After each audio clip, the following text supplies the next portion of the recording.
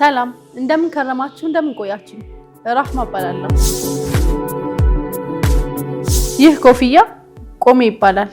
የሐላባ ማህበረሰብ መገለጫ ምልክት ነው እነዚህ ቀዳዶች ለምን አስፈለጉ ብዬ ብጠይቅ ኮፍያውስ ለምን እንደዚህ ከፍ አለ ብዬ ብጠይቅ በፀሐይ ወቅት ሊገጥም የሚችለው ሙቀት ለመቆጣጠር የሚል ምላሽ ተሰጠኝ ዝም ብሎ የተሰሩ የሚመስሉን ነገሮች በጠቅላላ ይግዘፍም ይነስም ዓላማ አላቸው አንዳች ፋይዳም አላቸው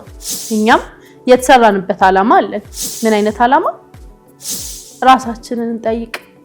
ምላሹ ሁላችንም ጋር አለ ያለኝን ወዳጅ ያረሳውም ኑርልኝ ዋሪሃቲዩ